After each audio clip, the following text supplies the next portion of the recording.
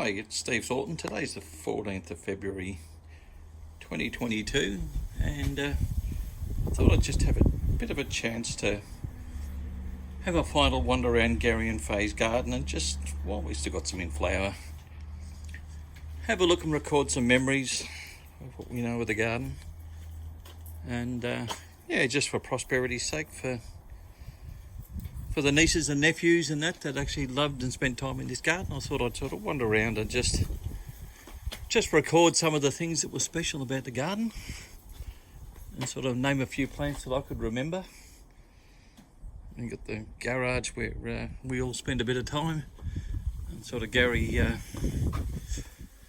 shared so many stories that over the years. So we've got all those amazing deer heads that some loved and some hated, I'm sure, but they were pretty special to Garry, and he spent a lot of time in here with his branding and his lathe, and this was his special retreat to come out to. So I'm just trying to record all these memories while we've got a chance. This is the maple where he's really sculpted this into something of his own over the years. We've got the Sydney rock orchid, the speciosum. There was a few other orchids there, and all sort of Garry's paraphernalia there. He hung off here with bells with deer horns and cycads that he'd actually taken the seeds. He got the seeds for those cycads and sowed them himself. And these are sorts of things you can see down there that Garry just sort of put together. They sort of started with inorganic things and sort of added plants and structure around them. And we've got petrified wood in there. We've got ferns, little roadies in here. So more of the Sydney rock orchids there. Staghorns aplenty.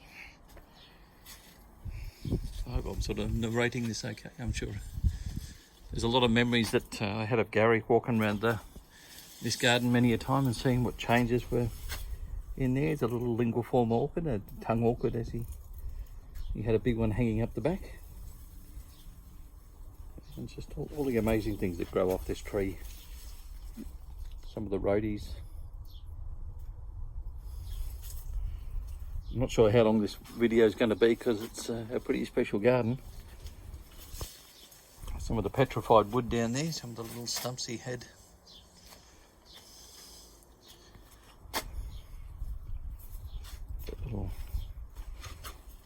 Get my little manual zoom here.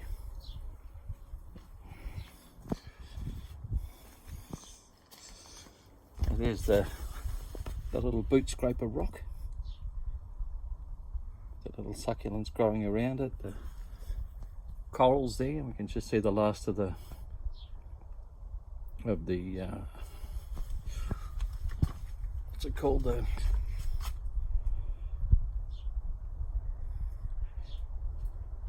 peony ray, that's what it is. Okay, the pineapple sage. I should know that. Vic's going to kill me that I don't, but his barrow, and he made that out of a wheel. He started with a wheel, made the handles, made the slats. The raspberries creeping around there. Up in there we got the indigofera, some sort of bush pea that Garry bought the seeds back from Western Australia. Some of his topiary.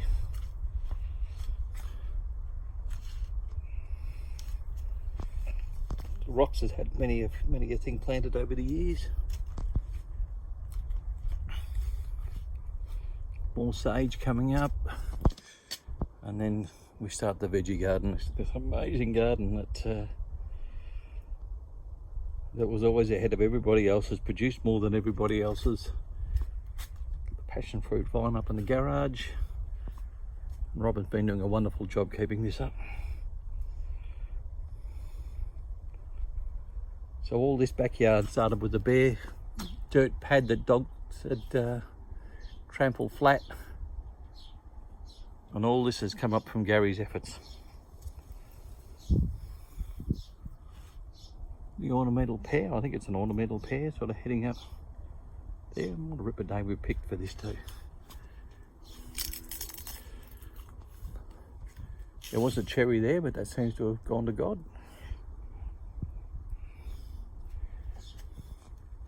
The thyme, the pieces that he would always send home with slips of different thymes that are growing in here.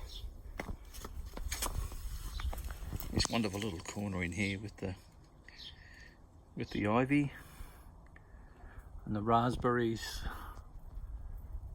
the nectarine. The archway there that was about 6 inches shorter than it needed to be. It was fine for Gary, but I don't know how many times I've belted my head on it. There's the Fatsia there. He said to have a couple of days with us over the journey. And we're just rocking into the orchid house now.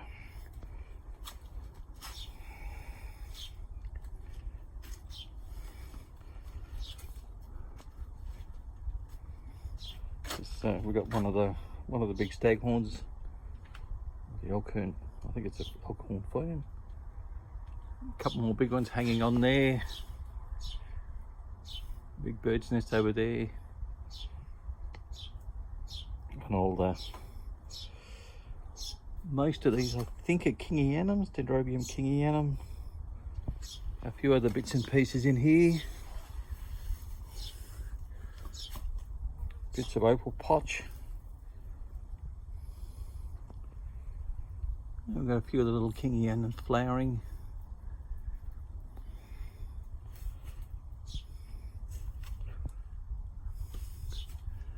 And some of these amazing little rocks that Gary used to pick up and just plant things in. Succulents. Things that he invested so much time in.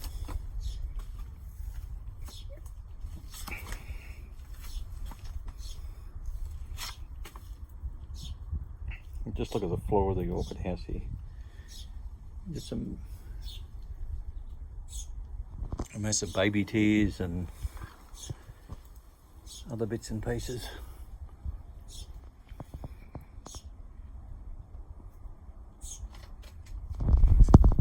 Some of the orchids in here.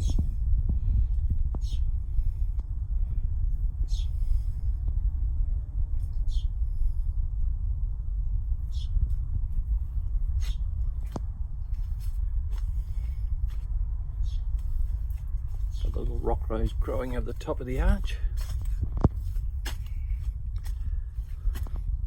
There's a view back over the middle veggie garden. We got the tomatoes growing, the parsley, potatoes, fennel, the grevilleas. The rosemary hedge, the lavender hedge that was brushed past. You can see his avocado there starting to go to town.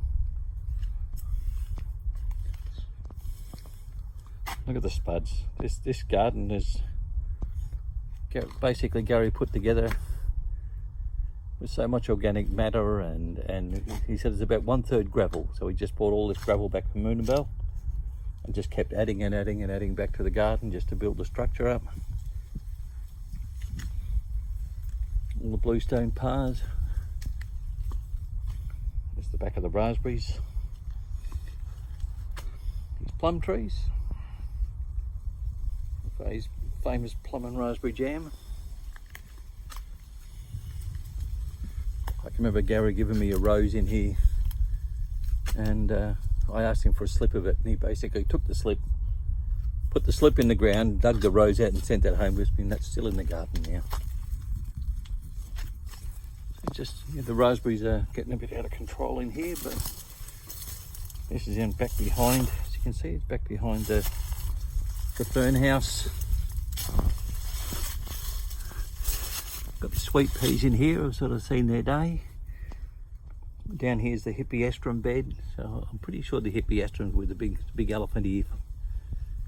He's got See in there.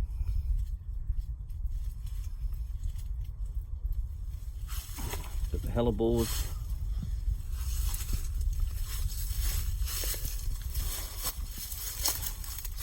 Garry was very proud of his plums.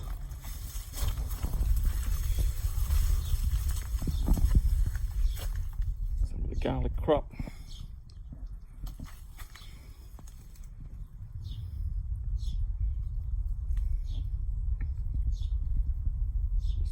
Seven-year beans, I think they're scarlet runner beans.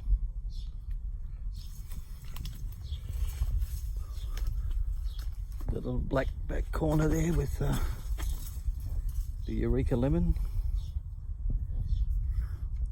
I'm tracing that little shady corner in the back. Bethlehem sage, I think, is one of the sages.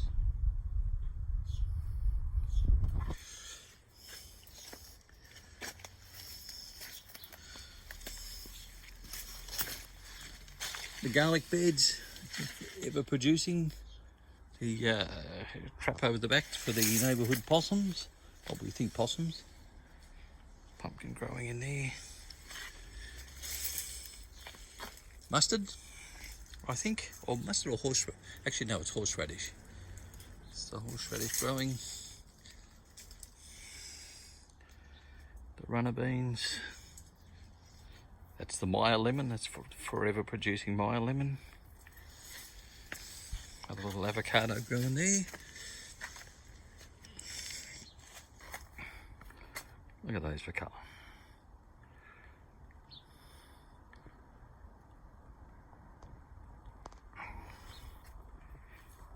Past the box. This is where the passion fruit was, but it's no longer. It's now had a transplant, but they produce some wonderful passion fruit at the time. I'm just smelling the lavender now as I brush past it. It's very nice.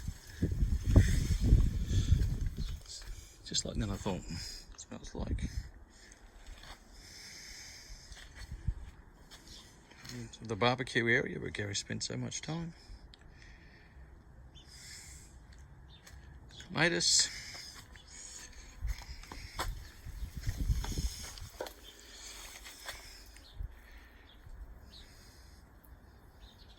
Pelargoniums there. Some sort of bottle brush, grevillea, I think.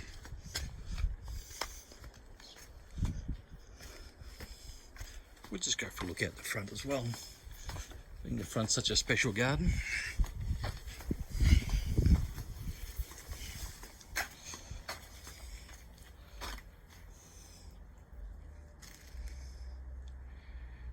Oh, what I want there. Just see the rest of that in flower. That was very special, actually. It's lovely.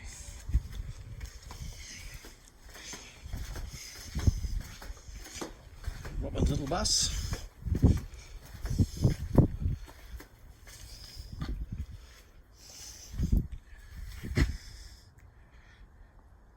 Yeah, everyone loves that the big cast iron pot. Tricolour ivy. This has been shaped into size, a little grevillea maybe. Got all the mollusks coming through here.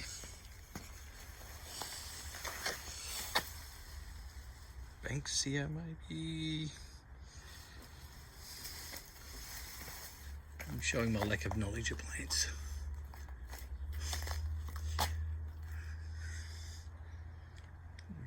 Camellias growing up the poles, up the pillars. Now we've got the mollusks in full flower, in full leaf. After they've left the flowers behind. This all used to be full of thyme in here. It's an amazing wall of ivy or some sort of, there's ivy in there, but there's also another climber there. Rotary.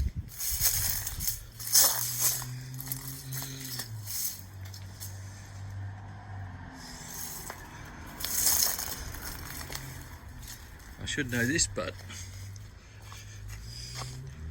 just you can see there. We'll just focus on the garden tile. He had one of the best collections of garden tiles that he pulled out from many an old homestead he visited in the bush. In fact, he said he had one of the best collections of garden tiles in Australia. I wouldn't be surprised at all. I think the Ultramarine is in amongst those. A little garden path here that goes up by the house. It comes into the raspberries right up the side of the house.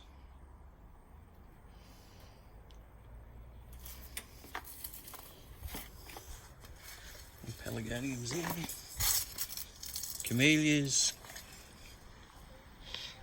I should know. I don't think it's a clematis, but it's maybe a native climber.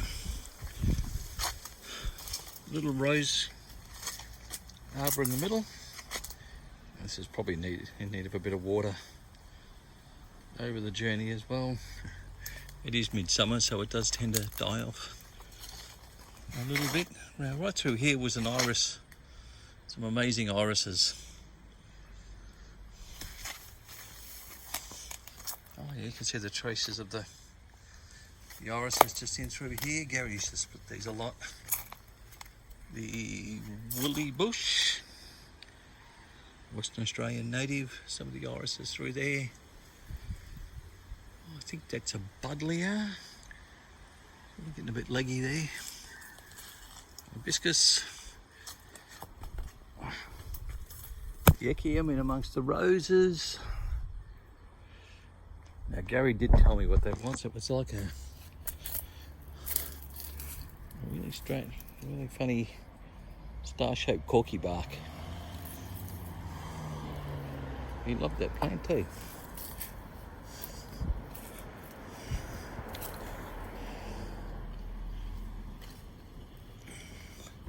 How much time he must have spent putting these paths together, it was amazing. At some stage they had the flat stones as pavers to try and keep the water in.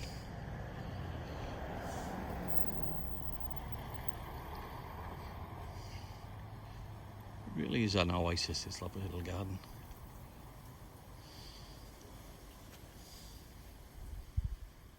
Some more of the paving stones. Of the garden tiles.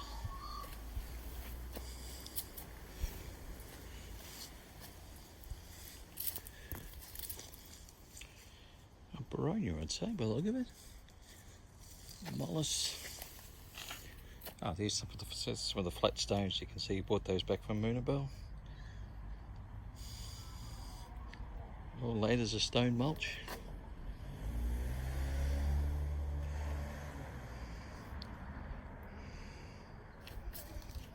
I will miss this garden very much.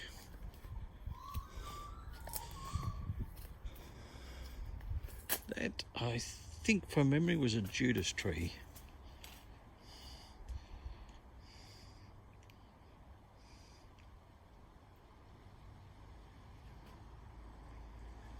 The ginkgo, I think. I'll probably get half of these wrong, but